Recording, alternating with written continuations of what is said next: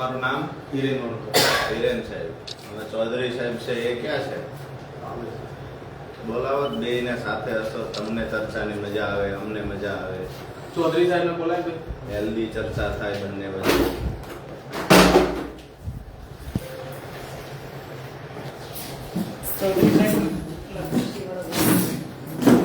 ચૌધરી સાહેબ ના બોલો. વણકર સાહેબ તમારી પોસ્ટ શું કહેવાય? મદદનીશ કરી દો. મદદનીશ ખેતીની અમુક પેટા. ખેતી નિયામક. જે નાયબ નિયામક પછીની પોસ્ટ તમારી. હા, એટલે જિલ્લા કક્ષાએ મદદનીશ ખેતી નિયામકો પેટા વિભાગ કક્ષાએ. અચ્છા.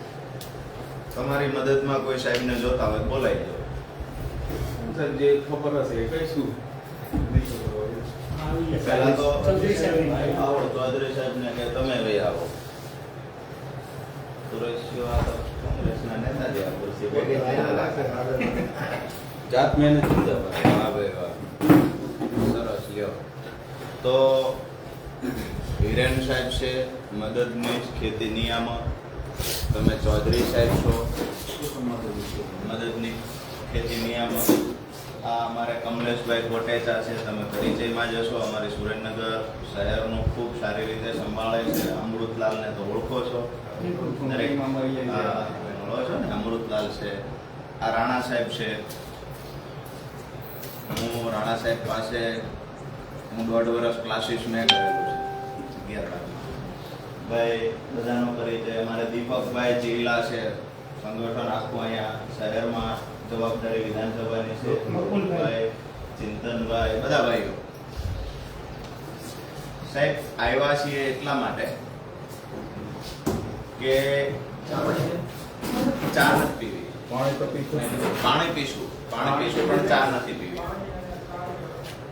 રજૂઆત એ છે કે ગયા વર્ષે ખેડૂતોને 3 વખત કુદરતી આફત આવી, જેમાં જુલાઈ મહિનામાં અતિવૃષ્ટિ થઈ, ઓગસ્ટ મહિનામાં પણ અતિવૃષ્ટિ થઈ, અને બંને વખતે અમે ખેડૂતોને સાથે રાખીને અહીંયા રજૂઆત કરવા આવ્યા.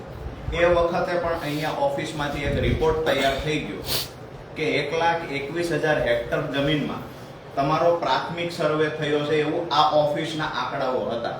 એ પણ ક્યારે 28 તારીખે જાહેરાત કરવામાં આવી કે અહીંયા અમે સરકાર દ્વારા જાહેરાત કરવામાં આવી કે સર્વે કરવો. એમ 1 તારીખે તો તમે કલેક્ટર સાહેબને રિપોર્ટ આપી દીધો કે અમે 1.25 લાખ હેક્ટર એટલે કે 1,21,000 હેક્ટર જમીનમાં અમારો સર્વે થઈ ગયો.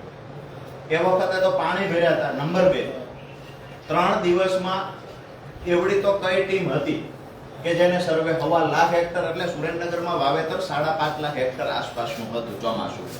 તો એમાં 25%. મૂળ વાત એ હતી, એ વખતે પણ અમે કહ્યું હતું કે એક ખેડૂતનું નામ આપો. આ ઓફિસમાં વાત પૂરી થઈ જવાની વળી. આ ઓફિસમાંથી એક પણ એ વખતે ખૂબ આક્ષેપો થયા આ ઓફિસ પર, આ ખુરશી પર, કે ક્યાંક ને ક્યાંક ઓફિસમાં બેસી અને નુકસાનના આંકડા લખવામાં આવ્યા. વાસ્તવિકતા એ હતી કે ખેતર ઉપર સર્વે નંબર પર ગામડાઓમાં જવાનું હતું ગ્રામ સેવકે તમારી ટીમે, તો નથી ગયા. અમે પણ માનીએ છીએ જે સમય મર્યાદા આપી એમાં ન પહોંચી શકાય તો તમારે ઓફિસમાં બેસીને બધા ખેડૂતોનું નુકસાન લખી દેવું હતું, કારણ કે બધા ખેડૂતોને ત્યાં પાણી ભર્યું હતું. એ તો અહીંથી સ્વીકારતા આપણે. આ વાત રહી જુલાઈ ઓગસ્ટની, કે ત્યારે તો ખેડૂતોને વળતર મળ્યું પણ સંતોષકારક ન મળ્યું. સર્વે થયો એ સંતોષકારક ન થયો. પછી જે રડ્યો ગયો પાક થોડો પણ ખેડૂતોનો બચ્યો હતો, આ તૈયાર પાક ઉપર કમોસમી વરસાદ થયો ઓક્ટોબર 2024માં, અને 2024 નો ઓક્ટોબરનો વરસાદ હતો એ ખેડૂતોનો તૈયાર થયેલા પાક પર પાણી ફેરવી દીધું અને ખેડૂતોનું પાક નુકસાન થયું. એ વખતે અમે હજારો ખેડૂતોની સંખ્યામાં રજૂઆત કરવા આવેલા. અહીંયાથી તમે રિપોર્ટ પણ કરેલો કે ખરેખર પાક નુકસાન છે. સરકારમાં રિપોર્ટ થયો, સરકાર દ્વારા આશ્વાસન આપવામાં આવ્યું, કલેક્ટર સાહેબ દ્વારા અમને આશ્વાસન આપવામાં આવ્યું, અહીંયા ખુરશી પરથી તમે અધિકારીઓએ પણ અમને આશ્વાસન આપ્યું. આ વળતરની ઉઘરાણી અમે ચાલુ રાખી. ગયા મહિને વળતરની આ મહિનાની શરૂઆતમાં, ગયા મહિનાના એન્ડમાં ઓક્ટોબર 2024ની જે વળતરની અમારી માંગણી હતી એ સરકારે જાહેરાત કરી કે આ વળતર ખેડૂતોને મળવા પાત્ર છે. જે ખેડૂતોને પાક નુકસાન હતું એ ઓનલાઈન અરજી કરશે 14 તારીખથી 28 તારીખ, એટલે કે 14/7 થી 28/7 સુધીમાં. આ મહિનાની વાત કરું છું. આ 14 દિવસમાં ખેડૂતોએ અરજી કરવાની હતી. એક પણ દિવસ તમારું પોર્ટલ ચાલુ રહ્યું નથી, એટલે કે સરકારનું. ખેડૂતો બાપડા ઓનલાઈન અરજી કરવા વીસી ને જાય ત્યાં જાય, બીજા કોઈ ઓનલાઈન કામ કરતા હોય, ખેડૂત અભણ છે. એ અરજી કરવા માટે વારંવાર ધક્કા ખાતો હતો. 14 દિવસમાં તમારી વેબસાઇટ, તમારું પોર્ટલ એક દિવસ ખુલ્યું નહીં. આજે પરિસ્થિતિ એવી થઈ કે સમય પૂરો થઈ ગયો 14 દિવસનો. હવે ખેડૂતોને અરજી કરવાની ક્યાં? અને પોર્ટલ ખોલ્યું નથી, એટલે કે ટેકનિકલ ખામીથી ખેડૂત અરજી કરવાથી વંચિત રહ્યો. એના માટે તમે શું વિચાર્યું, તમે શું કર્યું, તમારા સુધી ફરિયાદ આવી કે શું થયું? આ તમે બંને સાહેબો પાસે હું અપેક્ષા રાખીશ કે મને પોઝિટિવ જવાબ મળે.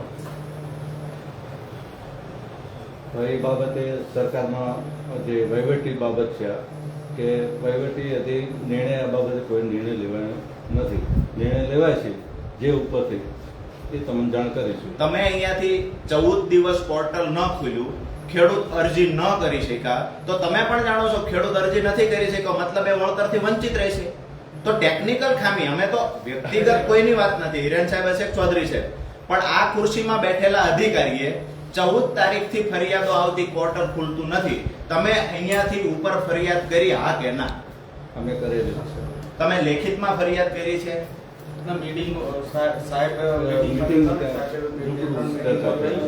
રૂબરૂ ચર્ચા થઈ, લેખિતમાં નથી થઈ. બરોબર. અને એની અંદર એવું છે કે ટેકનિકલ પ્રશ્ન હતો, એટલે આમાં જે ત્યાંથી જે વહીવટી બાબતનો છે કે અરજીઓ ફરીથી લેવી કે કેમ, અથવા જે અરજીઓ કરેલી છે ખેડૂતો એ અરજીઓ માન્ય રાખવી કે કેમ, એ હજી નિર્ણય ખેડૂત અરજી નથી કરી શક્યો, પોર્ટલ નથી ખુલ્યું. આ તો તમે બંને સાહેબો સ્વીકારો છો?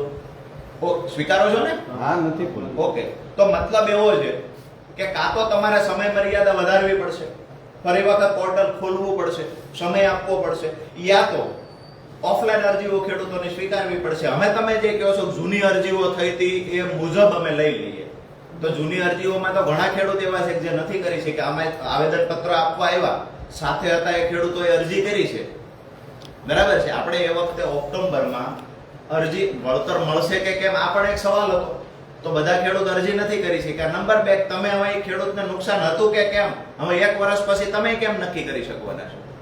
તો અમારી વાત એટલી છે કે જેટલા પણ ખેડૂત બાકી રહ્યા છે, ઓગસ્ટમાં જેને વળતર ચૂકવી દીધું, નહિવત ભલે આપ્યું છે, પણ એ ખેડૂતોને આપણે સાઈડ કરીએ. પણ ત્યાર પછી જેટલા ખેડૂત બાકી રહ્યા છે, આનું તો તમે માનો છો ને, કમોસમી વરસાદને અતિવૃષ્ટિએ ખેડૂતોનો પાક નિષ્ફળ બનાવી દીધો હતો, પાણી ફેરવી દીધું હતું. તો બાકી રહેલા જે ખેડૂત છે એ તમામ ખેડૂતનો સમાવેશ થઈ જાય તો જ ખેડૂતને ન્યાય મળે. બાકી પોર્ટલની કાં તો પોર્ટલની સમય મર્યાદા વધારો. તમારી રજૂઆત આપી દો. વિચારણામાં જ છે. સરકારી બાબતનો પોઝિટિવ મર્યાદા વધારવાની છે, એના પર નિર્ણય કરશે એ અમે કરીશું. હું તમને સાહેબ આજે સંયમ રાખીને કહેતો જ આવું છું કે 10 દિવસની સમય મર્યાદા આપીએ છીએ. કાં તો પોર્ટલની સમય મર્યાદા, ખેડૂતને ઓનલાઈન અરજી કરવાની સમય મર્યાદા વધારો અને પોર્ટલ કમ્પ્લીટલી તમામ દિવસ સુધી ખુલ્લું રહેવું જોઈએ. યા તો ખેડૂતો જે બાકી રહ્યા છે, ઓગસ્ટમાં વળતર મળી ગયું હોય, એ ભલે નહિવત મળ્યું છે પણ એને આપણે સાઈડ કરી દઈએ. પણ જેટલા ખેડૂત બાકી છે, યા તો ઓફલાઈન અરજી આવી છે અને બાકીના ખેડૂતો હવે ઓફલાઈન અરજી કરી દે. અને અરજીનો પણ વિષય ક્યાં આવે? હું તો એ કહું છું કે ઓગસ્ટમાં ચૂક્યું, બાકી રહેલા ખેડૂતને તમામનો સમાવેશ કરી લ્યો. આ બે બાબતે નિર્ણય સાહેબ આવનાર 10 દિવસમાં લેવાઈ જાય એવી અપેક્ષા રાખીએ છીએ. આ સંયમથી વિનમ્ર ભાવે તમને કહીને જાઉં છું, 10 દિવસમાં નિર્ણય નહીં લેવાય તો આ ઓફિસનો ઘેરાવ હું હજારો ખેડૂતોને સાથે રાખીને કરીશ. હું નથી ઈચ્છતો અમારું, તમારું અને પોલીસનું ઘર્ષણ થાય, આવું હું બિલકુલ ઈચ્છતો નથી. પણ જો ખેડૂતોને તમારી સિસ્ટમના ખામીથી જો ખેડૂતો વળતરથી વંચિત રહેશે તો 100% ઘર્ષણ થાય તો ભલે થાય, અને આ ઓફિસમાં બેસી જાવ, ચારે વાદ્યો ભાઈ, આ ઓફિસમાં બેસી જવું પડે તો ભલે બેસી જઈએ. તમારું કામ પણ ડિસ્ટર્બ ન થાય એટલે વિનંતી કરીએ છીએ કે અહીંયાથી ઉપર સરકારમાં જે રજૂઆત કરવી હોય તમારા લેવલથી લેખિત રજૂઆતો ચાલુ કરી દેજો. નંબર 2, તમે જે કીધું કે અગાઉ મૌખિક કરી છે, સાહેબ તમે તો એક અધિકારી છો, મૌખિક રજૂઆતનું પરિણામ શું આવશે? તમે ઉપર રજૂઆત કરશો, કલેક્ટર સાહેબની મીટિંગમાં કહેશો, પણ મૌખિકનું પરિણામ શું છે? સાહેબ મીટિંગમાં સાહેબ જતા હોય ને એટલે મૌખિક રજૂઆત હું 10 દિવસ પછી તમારી પાસેથી હિસાબ માંગીશ. તમે જે લેખિત રજૂઆતો કરી હશે ને આ લેખિત રજૂઆતોના કાગળ તૈયાર રાખજો. હું 10 દિવસ પછી આવું ત્યારે મને આ જવાબ ન દેતા, કારણ કે હું પણ ક્યાંક ને ક્યાંક એવું માનું છું કે સામે બેઠેલા વ્યક્તિની ઉંમરનો મલાજો જાળવવો. જો 10 દિવસ પછી આને આ જવાબ મને મળ્યો તો આને આ રાજુ કરપડા નહીં હોય, એ વખતે બીજો રાજુ કરપડા આવશે. બરાબર છે? અને એ જવાબો આપવા પછી અઘરા થશે. એટલે વિનંતી કરીએ છીએ કે 10 દિવસમાં આમાં કંઈક પોઝિટિવ હકારાત્મક જવાબ તમારા તરફથી આવે, તમે સરકારમાં રજૂઆત કરી કમસે કમ તમે છૂટી જાવ. અમે રજૂઆત કરીશું સરકારમાં. તમારી જે રજૂઆત છે એ સરકારમાં અમે મોકલી દઈશું. સરકારને જે પછી નિર્ણય લેવો હોય એ લઈ જશે. કાંઈ કહેવાનું નથી રાજુભાઈ.